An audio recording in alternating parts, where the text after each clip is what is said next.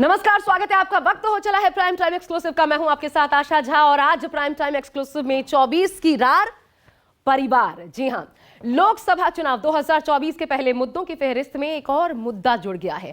यह मुद्दा है परिवारवाद का। हालांकि कई बार इससे पहले भी राजनीतिक दलों के बीच वार पलटवार के इस हथियार की धार इस बार इसलिए तेज है क्योंकि सवाल 2024 में दिल्ली की गद्दी का है। पटना के गांधी मैदान में जन विश्वास महारैली में इंडिया गठबंधन के तमाम दलों ने प्रधानमंत्री के परिवारवाद के आरोपों पर जमकर पलटवार किया। निजी हमले भी हुए जिस पर अब जमकर बवाल भी मचा है। चुनाव के पहले प्रधानमंत्री पर हमले को बीजेपी ने मुद्दा बना दिया है और इतिहास भी इसकी गवाही देता है कि जब जब नरेंद्र मोदी पर निजी हमले हुए, फायदा भाजपा को ही हुआ। तो क्या वही गलती विपक्ष फिर दोहरा रहा है? देखिए, पार्टी, पॉलिटिक्स और परिवार के बीच 24 में किसकी नैया होगी पार।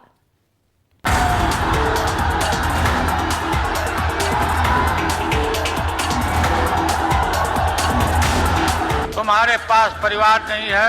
अरे भाई, तुम बताओ ना कि तुमको क्यों परिवार में कोई संतान नहीं तुमको हुआ, बता।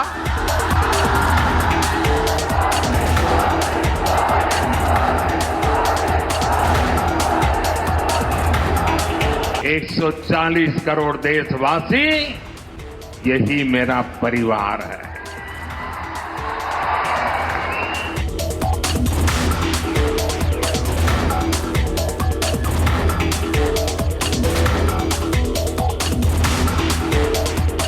दो 2024 के लोकसभा चुनाव की सियासी अखाड़े में शब्दों के बाण चल रहे हैं। एक दूसरे पर आरोप प्रत्यारोप का दौर जारी है। लेकिन इसी बीच जिस बात का जिक्र हर चुनाव में होता आया है, वो परिवारवाद का जिन्न एक बार फिर बाहर निकल आया, जिसने देश का राजनीतिक पारा हाई कर दिया। और ये जिन्न निकला है पटना के गांधी मैदान से, जहां जन विश्वास महारैली के दौरान आरजेडी सुप्रीमो लालू प्रसाद यादव ने मोदी पर निशाना साधते साधते उनके परिवार का जिक्र कर दिया। कहा, मोदी कहां है तुम्हारा परिवार? ये मोदी क्या है? मोदी कोई चीज है क्या? ये नरेंद्र मोदी आजकल परिवारवाद पर हमला कर रहे हैं। अरे भाई, तुम बताओ ना कि तुमको क्यों परिवार में कोई संतान नहीं तुमको हुआ, बता। ज्यादा संतान होने वाले लोगों को बोलता कि परिवारवाद है, परिवार के लिए लोग लड़ रहे हैं। तुम्हारे पास परिवार नहीं है। सिर्फ इतना ही नहीं, लालू यादव ने तो मोदी के हिंदू होने पर भी सवाल खड़े कर दिए। कहा, वो हिंदू नहीं। हिंदू अपनी मां के श्राद्ध में दाढ़ी बाल बनवाता है। पीएम की माताजी का जब देहांत हुआ तो उन्होंने बाल दाढ़ी क्यों नहीं बनवाई? तुम हिंदू भी नहीं है। तुम्हारी माताजी का जब देहांत हो गया तो हर हिंदू अपने मां के शोक में केस दाढ़ी बनवाता, दाढ़ी छिलवाता। क्यों नहीं छिलवाया, बताओ? क्यों नहीं छिलवाया? बिहार के पटना में दिए लालू के इस बयान के बाद सियासी भूचाल आ गया। पीएम मोदी के साथ साथ पूरा एनडीए इंडिया गठबंधन पर हमलावर हो उठा। सबसे पहले खुद पीएम मोदी ने तेलंगाना में मंच से लालू के इस बयान का जवाब दिया। साफ कहा कि देश की 140 करोड़ जनता उनका परिवार है। मैं इनके परिवारवाद पर सवाल उठाता हूं तो इन लोगों ने बोलना शुरू कर दिया है कि मोदी का कोई परिवार नहीं है। देश के कोटि कोटि लोग मुझे अपना मानते हैं, अपने परिवार के सदस्य की तरह मुझे प्यार करते हैं। और इसलिए मैं कहता हूं,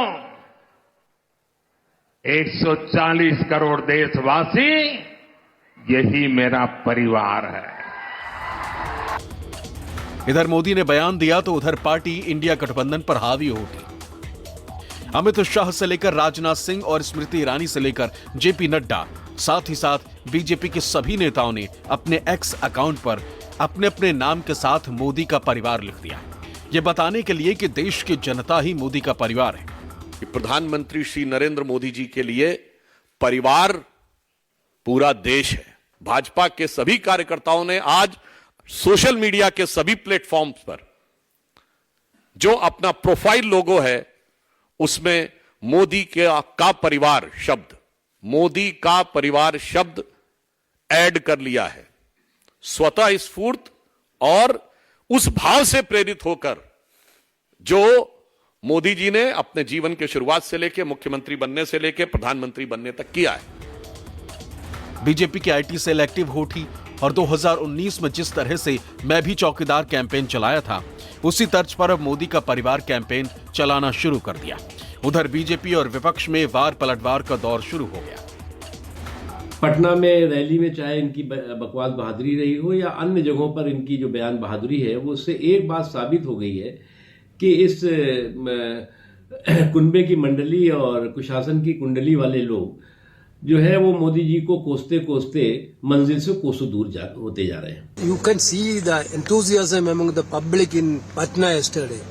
What about because actually every day the India alliance is growing. That is why this BJP people are very much annoyed. Lalu Yadav जैसे लोग केवल अपने परिवार, अपने बेटे और बेटी तक सीमित हैं, तो ये अपने परिवार तक सीमित हैं और प्रधानमंत्री नरेंद्र मोदी जी ने देश को परिवार माना है, दुनिया को परिवार माना है, तो इसलिए ऐसे छोटे लोग और क्या बोल सकते हैं। ये मुद्दों से भटकाने की साजिश है इस सरकार की।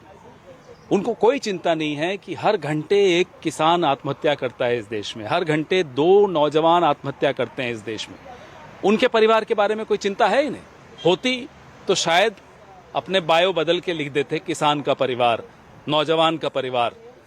हमारी चिंता उस किसान की है और उस नौजवान की है, इनकी चिंता मोदी की है। 2024 में परिवारवाद का मुद्दा हावी होने लगा। ऐसे में एनडीए और इंडिया दोनों ही दलों में परिवारवाद की जड़ें मजबूत हैं। ऐसे में क्या है दोनों गठबंधन का परिवारवाद कनेक्शन, ये जानना और समझना भी जरूरी हो जाता है। तो आरोप दोनों पक्ष एक दूसरे पर लगा रहे हैं। हालांकि सियासत में परिवारवाद का यह आरोप नई बात नहीं, क्योंकि इसका इतिहास बहुत पुराना है। आपको हम दिखाते हैं कैसे पीढ़ी दर पीढ़ी परिवारवाद की ये सीढ़ी आगे की ओर ऊंची बढ़ती चली गई। सबसे पहले बात इंडिया गठबंधन की कर लेते हैं और एक एक करके नजर डालिए हर पार्टी में, क्योंकि आपको ऐसे चेहरे नजर आ जाएंगे। कांग्रेस से शुरुआत करते हैं। देखिए, कांग्रेस से शुरुआत कर रहे पिता राजीव गांधी, अब कौन संभाल रहा है कमान? राहुल गांधी। उन्हीं के कंधों पर अब पार्टी को आगे बढ़ाने की जिम्मेदारी है। पार्टी समाजवादी, पिता मुलायम सिंह यादव, पुत्र अखिलेश यादव अध्यक्ष भी है समाजवादी पार्टी के, और अब पार्टी को पूरी तरीके से आगे ले जाने का जिम्मा उन्हीं के कंधों पर है। आरजेडी तेजस्वी यादव पूरी तरीके से पिता की विरासत को अब संभाल चुके हैं। उनके भाई तेज प्रताप यादव वो भी रेस में बने रहते हैं हालांकि लगातार। देखिए, दूसरी पार्टी जेएमएम, पिता शिबू सोरेन, पुत्र या पुत्री हेमंत सोरेन, हालांकि अब मुख्यमंत्री नहीं है, लेकिन आपको पता है किन परिस्थितियों में उनको यह पद छोड़ना पड़ा। अब देखिए, डीएमके की भी बात कर लें तो स्टालिन बेटे हैं, पिता करुणानिधि के करुणानिधि, और अब तो तमिलनाडु के मुख्यमंत्री के तौर पर वो इस विरासत को आगे बढ़ाने का काम कर रहे हैं। यहां एक महिला के तौर पर महबूबा मुफ्ती भी अपने पिता की विरासत को आगे बढ़ा रही हैं। मुफ्ती मोहम्मद सईद, उनके बाद उनके ही कंधों पर यह जिम्मेदारी है। जम्मू कश्मीर में एक और परिवार आता है। देखिए, एनसी नेशनल कॉन्फ्रेंस की बात करें हम तो पिता शेख अब्दुल्ला, उनके बेटे फारूक अब्दुल्ला, और अब उनके भी बेटे वो भी पार्टी की कमान संभाल रहे हैं। अब आगे देखिए, शिवसेना की बात की जाए, उद्धव बाला साहब ठाकरे गुट अब क्योंकि 2 भाग में विभाजित हो चुका है, पिता बाला साहब ठाकरे, उद्धव ठाकरे, अब उनके परिवार को आगे बढ़ाने के साथ साथ पार्टी को भी आगे बढ़ा रहे हैं। इसके अलावा शरद पवार, माफ कीजिएगा, एनसीपी, पिता शरद यादव, बेटी सुप्रिया सुले। हालांकि ये लड़ाई इस प्रकार की छिड़ी की विरासत किसकी, और उसमें 2 फाड़ हो गया परिवार। अजित पवार ने अपनी अलग पार्टी बना ली, अब तो एनसीपी भी पूरी तरीके से उनकी हो चली है। तो ये तो बात हुई इंडिया गठबंधन की, लेकिन अगर अब बात करें एनडीए गठबंधन की तो उसमें भी परिवारवाद की झलक देखने को मिलती है। कैसे? क्योंकि आरोप दोनों तरफ से लगाए जा रहे हैं। आइए इसकी शुरुआत कर लेते हैं। देखिए, जनता दल सेकुलर से शुरुआत करते हैं। आपको नजर आ रहा है एचडी देवगौड़ा की तस्वीर आपको यहां पर दिखाई दे रही है, और पूर्व पीएम रह चुके हैं एचडी देवगौड़ा। उनकी 3 पीढ़ियां कर्नाटक की राजनीति में इस वक्त भी, जब हम आपको ये खबर बता रहे हैं, तो अब सक्रिय हैं। इसके अलावा देखिए, आगे बढ़ते हुए शिवसेना शिंदे गुट, यानी महाराष्ट्र के सीएम जो है उस गुट की बात की भी अगर कर ली जाए तो महाराष्ट्र के सीएम के बेटे श्रीकांत शिंदे ठाणे सीट से फिलहाल सांसद हैं। अब आगे बढ़ते हैं, महाराष्ट्र से ही एक और नाम आपको दिखाते हैं। एनसीपी अजित पवार गुट की बात कर रहे हैं हम। अजित पवार एनसीपी चीफ है, शरद पवार के भतीजे हैं। दो फाड़ होने के बाद क्योंकि विरासत की जंग के तहत इन्होंने अपनी एनसीपी अब बना ली है, चुनाव आयोग ने भी इन्हीं पर भरोसा किया। जेजेपी की बात की जाए तो चौधरी देवीलाल के पोते ओम प्रकाश चौटाला के बेटे, यानी ये चेहरा जो कि अब उनकी विरासत को आगे बढ़ाने का काम कर रहे हैं। एलजेपी में दो भागों में यह भी पार्टी विभाजित हो गई। रामविलास पासवान की पार्टी, संस्थापक रामविलास पासवान के बेटे जो है वो उनके कांधों पर एक तो जिम्मेदारी है, दूसरा देखिए उनके भाई पशुपति पारस जो है वो भी एलजेपी के संस्थापक रामविलास पासवान के भाई हैं। जो पशुपति पारस वो इस आगे लेगेसी को बढ़ाने का काम कर रहे हैं, कहते हैं कि वही असली एलजेपी है। हम की बात कर लें तो जीतन राम मांझी और बेटे संतोष सुमन नीतीश कैबिनेट में मंत्री रह चुके हैं, अभी भी दूसरे नंबर पर वही आते हैं पार्टी में। एनपीपी की बात करें तो कोनराड सांगमा पूर्व लोकसभा स्पीकर पीएस सांगमा के बेटे हैं, उन्होंने ये पार्टी गठित की और अब उस पार्टी को उसका पूरा जो क्रियाकलाप है उसको आगे बढ़ा रहे हैं, अपने पिता की विरासत को आगे बढ़ाने का काम वो कर रहे हैं। यहीं पर खत्म नहीं होती ये लिस्ट, आगे देखिए। अपना दल और अनुप्रिया के पिता सोनेलाल पटेल यूपी के कद्दावर राजनेता रहे। यहां पर भी दो बहनों के बीच लड़ाई है, लेकिन दोनों ही अपने अपने तरीके से अपने पिता की विरासत को आगे बढ़ाने का काम करते हैं। इसके अलावा सुभाषपा की भी बात कर ली जाए तो ओपी राजभर आपको नजर आ रहे हैं और इसमें ओपी राजभर के दोनों बेटों की पार्टी पर मजबूत पकड़ भी बताई जाती है। आगे लिस्ट देखिए, निषाद पार्टी की भी बात कर लेते हैं। संजय निषाद के बेटे हैं प्रवीण निषाद, बीजेपी के लोकसभा सांसद भी है। तो दोनों ही तरफ ठीक एक समानांतर सी रेखा चलती है जो खत्म होती नजर नहीं आती। और ऐसे में साफ है, चाहे बात इंडिया गठबंधन की हो या फिर एनडीए गठबंधन की, परिवारवाद की आंच दोनों पर ही नजर आती है। ये बात बिल्कुल साफ है कि भारत की राजनीति में परिवारवाद की जड़ें इतनी मजबूत हो गई हैं जिसे हिलाना किसी के बस में नहीं रह गया। कांग्रेस के परिवारवाद पर सवाल करने वाली भाजपा भी इससे अछूती नहीं रही। क्षेत्रीय दलों की हालत तो और भी बुरी। राजनीति में परिवारवाद से दूर रहने की सबसे ज्यादा जरूरत अनुसूचित जाति, जनजाति व पिछड़े वर्ग के नेतृत्व की है। लेकिन दुखद यह है कि जाति के नाम पर गोलबंदी के बिसात पर राजनीति करने वाले भी पहले अपने परिवार को ही अपनी विरासत सौंपते हैं। इसी के चलते गरीबी तो दूर नहीं हो रही, पर नेताओं का कल्याण हो रहा है। भारत की राजनीति में परिवारवाद की जड़ें बहुत मजबूत हैं। दरअसल वजह यह है कि हम जो है राजसी सत्ता से सीधे लोकतंत्र में आए और लोकतंत्र में जब आए तो राज सत्ता के जो मूल्य थे वो भी इसमें शामिल हो गए। और जो जनता है, पहले प्रजा थी अब जनता है लोकतंत्र की, तो ये भी स्वीकार करने लगी कि ठीक है कि राजा था और अब उनका बेटा है, ऐसे ही कोई बड़ा नेता है अब उनका बेटा है, क्योंकि उसके पास संसाधन होते थे और प्रजा को कई जरूरतों को वो पूरी कर पाता था। अगर देश में परिवारवाद की बात करें तो लोकतंत्र के सबसे बड़े मंदिर यानी संसद में आधी आबादी का वंशवाद भी हावी है। आंकड़ों पर गौर करें तो लोकसभा में 82 महिला सांसद हैं, जिनमें से 45 वंशवादी, यानी इनमें वो लोग शामिल हैं जिनके परिवार के सदस्य संसद या राज्य विधानमंडल के किसी भी सदन के सदस्य थे या हैं। वहीं उनमें से 23 ऐसे हैं जिनके पति वर्तमान में या तो सांसद हैं या विधायक हैं। बीजेपी भले ही परिवारवाद से खुद के दूर होने का दावा करती है, लेकिन हकीकत यह है कि परिवारवाद का पैमाना बीजेपी में भी उतना ही लागू होता है जितना विपक्षी दलों पर। ऐसे में बीजेपी भी परिवारवाद से खुद को अलग नहीं कर सकती। तो भले ही प्रधानमंत्री नरेंद्र मोदी परिवारवाद पर विरोधियों को घेरते हैं, लेकिन एक सच्चाई यह भी है कि बीजेपी भी इससे अछूती नहीं है। हमने आपको दिखाया भी। हार्वर्ड विश्वविद्यालय और मैनहेम विश्वविद्यालय के शोधकर्ताओं के एक अध्ययन से यह पता चलता है कि भाजपा भी इतनी अलग नहीं है। अध्ययन क्या कहता है वो भी जान लीजिए। यदि 1999 के बाद से कांग्रेस के पास लोकसभा के 36 वंशवादी सांसद थे तो भाजपा के पास 31 थे। अगर वर्तमान की बात की जाए तो मोदी कैबिनेट में परिवारवाद किस प्रकार का नजर आता है, आइए वो आपको हम दिखा देते हैं। और बड़ा दिलचस्प है ये देखना, जरा गौर से देखिए, क्योंकि ये परिवारवाद की लड़ाई है जिसकी धार, ये जो हथियार है बेहद तेज गति से, वो बहुत ज्यादा तेज हो गई है चुनाव के पहले। देखिए, पीयूष गोयल वाणिज्य उद्योग मंत्री हैं, वंशवाद से कैसे कनेक्शन है, मां विधायक और पिता अटल सरकार में मंत्री रह चुके हैं। अगला नाम देखिए, जल्दी से आपको दिखाते हैं।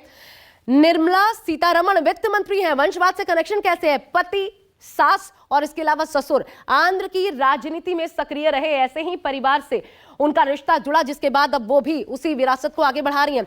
ज्योतिरादित्य सिंधिया उड्डयन मंत्री, वंशवाद से कनेक्शन। पिता माधवराव सिंधिया कांग्रेस सरकार में मंत्री रहे, हालांकि अब ये बीजेपी में आ चुके हैं, लेकिन जड़ें उसी परिवारवाद से जुड़ती हैं। राव इंद्रजीत सिंह योजना मंत्री, पिता माधवराव सिंधिया, माफ कीजिएगा, पंजाब के पूर्व सीएम राव बीरेंद्र सिंह के बेटे हैं। वंशवाद से यहां भी ये कनेक्शन नजर आता है। अब आगे देखिए, धर्मेंद्र प्रधान शिक्षा मंत्री। धर्मेंद्र प्रधान, और शायद बहुत लोगों को ये पता ना हो, अटल सरकार में मंत्री थे। उनके पिता देवेंद्र प्रधान, उनके बेटे हैं धर्मेंद्र प्रधान, और अब मोदी सरकार में मंत्री। अनुप्रिया पटेल आप जानते हैं बखूबी अपना दल के अध्यक्ष रहे, सोनेलाल पटेल की बेटी हैं और कैसे मंत्री भी हैं। इसके अलावा देखिए किरण रिजिजू, ये नॉर्थ ईस्ट में भी मामला चला जाता है, भू विज्ञान मंत्री हैं। पिता रिंचिन खारू अरुणाचल की राजनीति में सक्रिय रहे थे और अब उनके बेटे किस तरीके से राजनीतिक कनेक्शन का है सभी को पता। अनुराग ठाकुर देखिए सूचना प्रसारण मंत्री, और एक बड़ा उनका कारण क्या रहा, हिमाचल के पूर्व सीएम प्रेम कुमार धूमल के ये बेटे हैं और फिलहाल अपने बूते ही सही लेकिन परिवारवाद को भी आगे बढ़ा रहे हैं, उन पर भी आरोप लगते हैं। और भाजपा का जब जब जिक्र होता है तो ये बड़ा चेहरा, ये तमाम चेहरे इनफैक्ट उभर करके सामने आ जाते हैं। यानी परिवारवाद की जद में सभी हैं और ऐसे में ये देखना दिलचस्प होगा कि 24 के चुनावी बैतरणी में सियासी रार के बीच किसका परिवारवाद किस पर कितना हावी होता है। प्राइम टाइम एक्सक्लूसिव में फिलहाल बस इतना ही, एक छोटा सा ब्रेक। आप देखते रहिए न्यूज़ 24।